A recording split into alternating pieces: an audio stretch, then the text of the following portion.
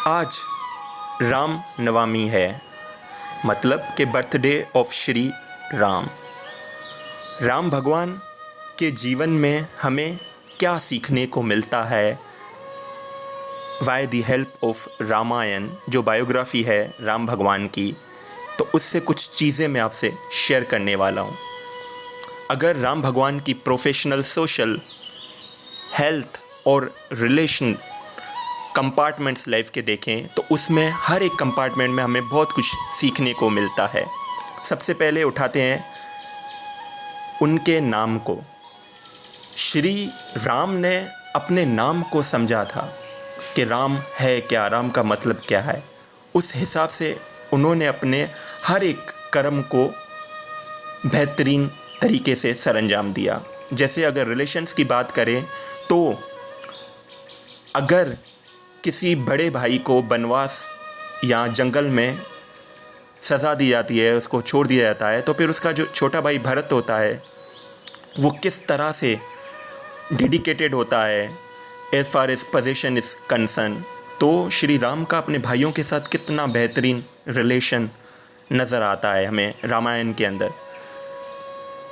इसके साथ साथ अगर वालिद साहब की आज्ञा की बात करें तो उन्होंने राजा दशरथ का जो हुक्म था उसको किस तरीके से माना।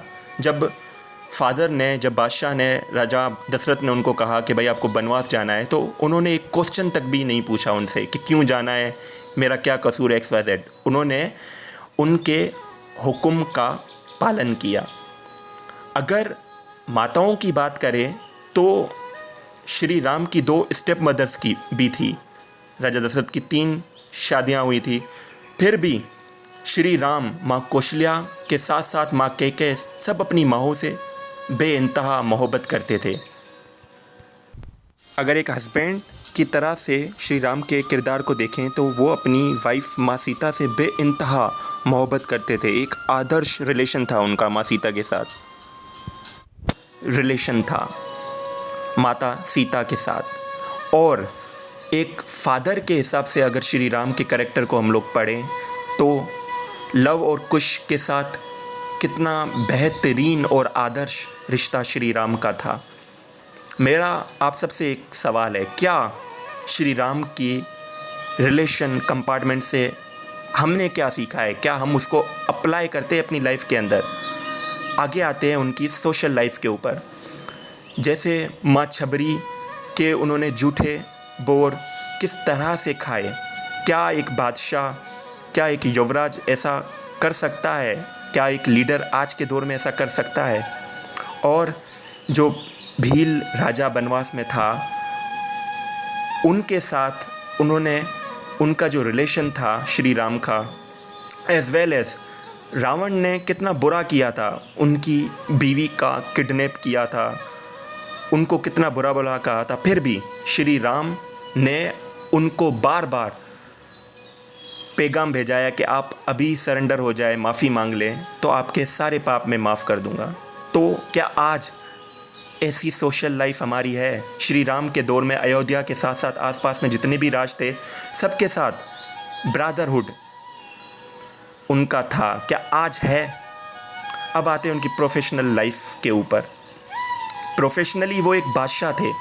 जब एक धोबी ने माँ सीता के ऊपर इल्ज़ाम लगाया तो एज़ ए राजा वो चाहते अपना हुक्म चला सकते थे, क्योंकि वो माँ सीता से बेइंतहा मोहब्बत करते थे। फिर भी उन्होंने राजा के धर्म को ऊपर रखा। उन्होंने अपनी खुद की बीवी को वनवास भेजा। हालांकि माँ सीता की कैरेक्टर के ऊपर कोई भी एक दाग नहीं था, फिर भी उन्होंने अपने बादशाह के धर्म को निभाया। बीइंग ए बादशाह वो चाहते तो सब पर हुकूमत कर सकते थे, तलवार के ज़ोर पर, तीर के ज़ोर पर फिर भी उन्होंने अपने कैरेक्टर के थ्रू आसपास के जितने भी इलाके थे, श्रीलंका तक, सबसे अच्छे तरीके से अपने रिलेशंस निभाए। और अगर हेल्थ कंपार्टमेंट्स की बात करें तो श्री राम के चेहरे पर कितना तेज था। वो तेज कहाँ से आया? उनकी बिलीव, उनकी फीलिंग्स के थ्रू। उनके अंदर वेद समाया हुआ था। वो शास्त्र और वेद पर उनके पास गिरफ्त थी। तो क्या आज हमारे पास वो हेल्थ है? ये वीडियो और भी बहुत लंबी हो सकती है क्योंकि श्री राम